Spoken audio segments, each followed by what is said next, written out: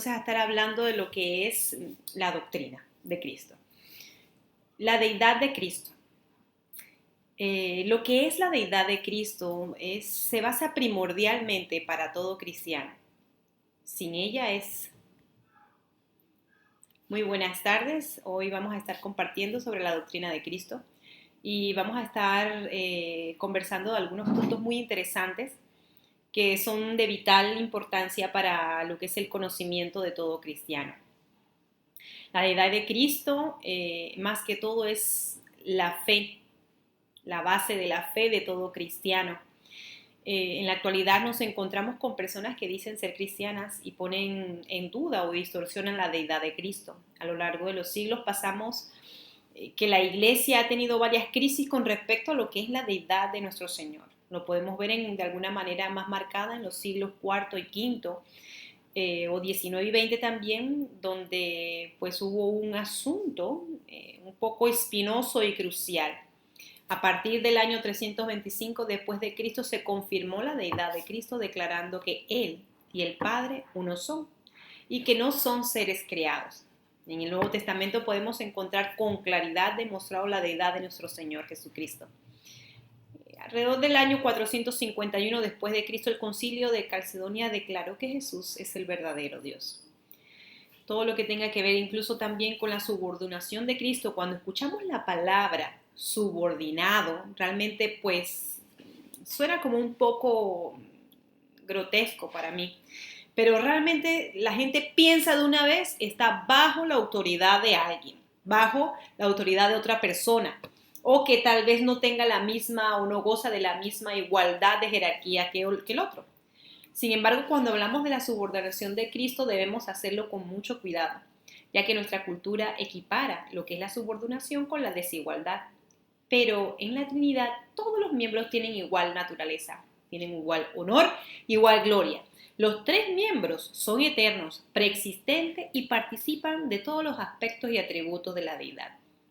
En el plan de Dios para la salvación del mundo es el Hijo quien toma el papel de subordinación al Padre. Y esto lo hace simplemente por amor al mundo. Él en obediencia viene a este mundo para hacer la voluntad de su Padre. Debemos tener claro que esta obediencia no es obligada, como muchas personas de repente pueden pensarlo, ni mucho menos forzada. Por ende, el Padre y el Hijo desean la redención, ambos desean la redención de la humanidad. Al someterse el Hijo al Padre, Jesús lo hace con tanto amor y está dispuesto a hacer todo esto por cada uno de nosotros. Él obedeció la ley de Dios de manera perfecta en toda su vida y el ministerio de Jesús demostró perfecta obediencia en todo lo que hizo. Cristo muchas veces las personas dicen que no era humano, pero sí era humano. La humanidad de Cristo ha sido atacada de dos formas. La iglesia primitiva se vio obligada a compartir la herejía del docentismo, que enseñaba que Jesús no tenía cuerpo físico real, que parecía tener cuerpo, pero que en realidad era un fantasma. Otra herejía que consistió a lo que es la monofisista.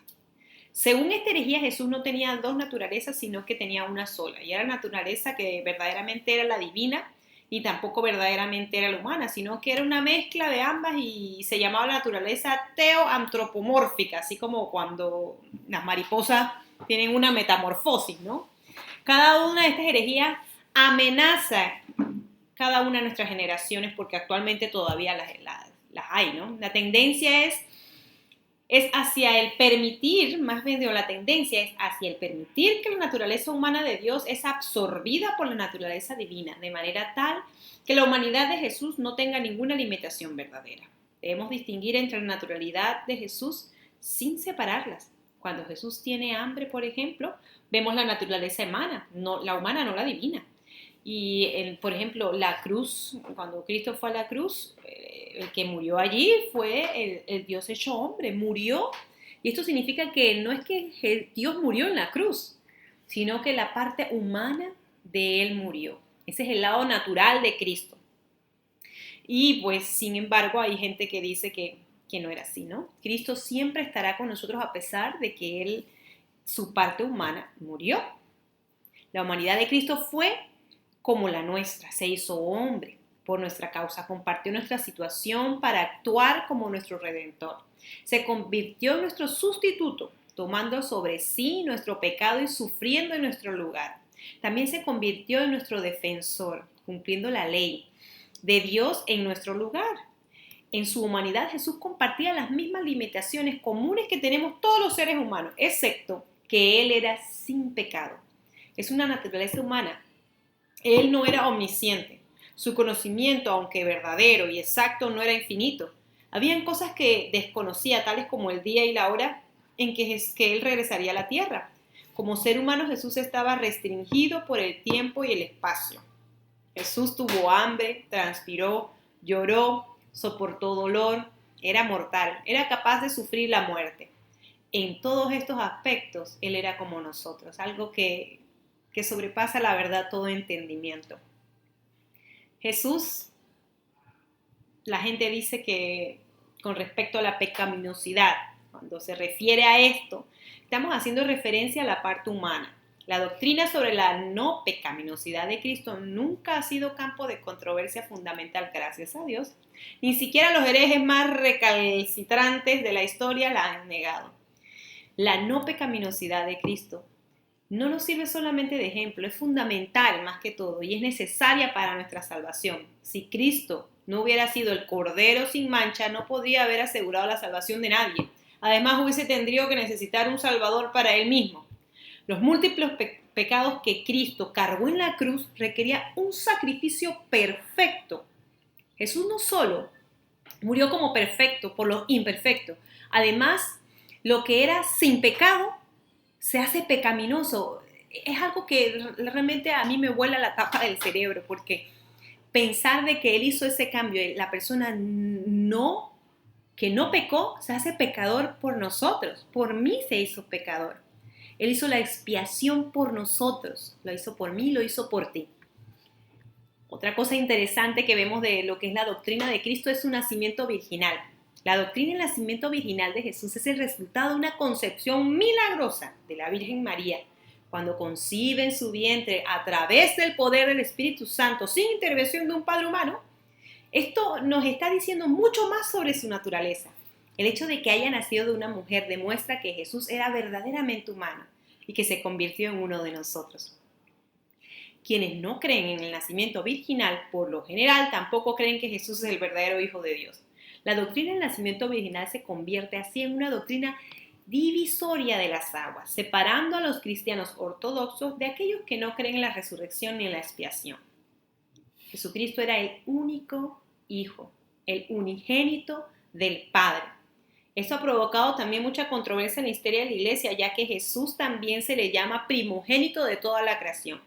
Algunos pensadores se basan en esto para sostener que la Biblia enseña que Jesús no es divino, sino que se trata de una criatura exaltada.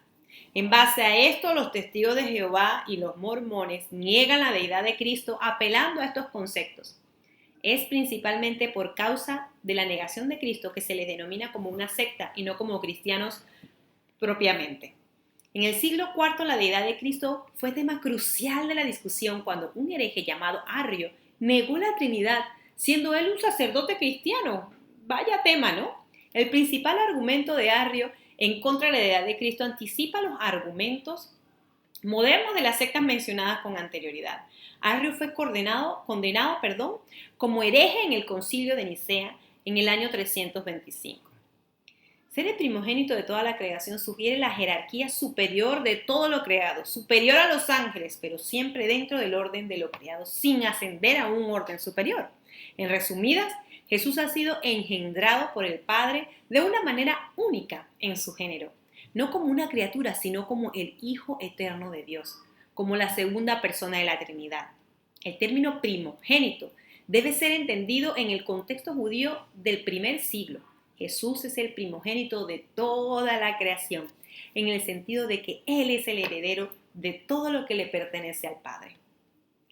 Algo interesante del bautismo de Cristo es que el rito del bautismo con agua efectuado por Juan el Bautista está ligado estrechamente al sacramento del bautismo instituido por Jesús como señal del nuevo pacto. Fue un requisito que Dios le dio a su pueblo de Israel. lo que es la preparación del bautismo que se dio para Juan cuando predicaba del reino, era que se acercaba, ¿no? Se acercaba al reino. Él era el heraldo del Mesías y este Mesías estaba a punto de ser conocido por el pueblo de Israel. No estaba pronto para recibirlo, pero el pueblo estaba sucio. El bautismo de Juan era una innovación radical. Antes de Juan, los gentiles que se convertían al judaísmo debían cumplir con un rito de purificación de lavamiento. Cuando aparece Juan el Bautista con esta orden del Señor, el clérigo de los judíos entendía que el requisito que Juan estaba tratando a los judíos como si fueran tan sucios como los gentiles. Jesús se sometió voluntariamente, es lo interesante, al bautismo de Juan. Incluso le insistió a Juan, pues era necesario que él se sometiera a todos los requisitos de la ley de Dios para Israel. Jesús, al entrar al río Jordán para ser bautizado, marca el comienzo del ministerio terrenal. En ese momento Jesús no solo se identificó con el pecado de su pueblo, sino que fue ungido por el Espíritu Santo para su ministerio. Algo interesante y glorioso también es la gloria de Cristo. Cuando hablamos de la gloria de Cristo nos referimos a ese fulgor radiante que emana de la majestad trascendente de Dios. En algunos momentos cruciales el esplendor de la deidad de Jesús se filtró a través del manto de su humanidad. Es posible que la gloria de Cristo no haya sido más evidente que lo que fue durante su transfiguración. En la transfiguración una luz resplandeciente emanaba de Jesús. Esta luz era la manifestación visible de la frontera que había sido traspuesta. Existen algunas similitudes entre las manifestaciones de la gloria y la cara resplandeciente de Moisés cuando descendió del monte Sinaí con los 10 mandamientos. Las diferencias, sin embargo, son significantes. El rostro de Moisés resplandecía con la gloria reflejada. Cristo no estaba simplemente reflejando el esplendor de la gloria divina. Él era la gloria en sí. La ascensión de Cristo es algo que por lo general no se le da mucha importancia. Se le da más que todo la relevancia a lo que es el nacimiento de Jesús, que es la Navidad, la Semana Santa, la muerte, la resurrección. Pero dejamos pasar un detalle muy importante, que es la ascensión de Cristo a los cielos. Este hecho es de gran relevancia y de mucho significado, ya que él mismo no fue un simple detalle, no. La ascensión de Cristo lo podemos describir como la entrada de su gloria, la partida de la tierra a los cielos de Jesús y a continuación el plan de Dios para su pueblo. Cuando Jesús asciende al cielo para ser sentado a la derecha de Dios, donde es el Rey de Reyes y el Señor de Señores, viene a ser nuestro sumo sacerdote, nuestro juez, pero también nuestro abogado. La ascensión representa un punto crítico en la exaltación de Cristo en la historia de la redención. Esto tiene un propósito específico y es el desempeño de un papel importante, como mencioné con anterioridad. Desde la posición de la diestra del Padre, autoriza al Espíritu Santo a ser derramado en Pentecostés.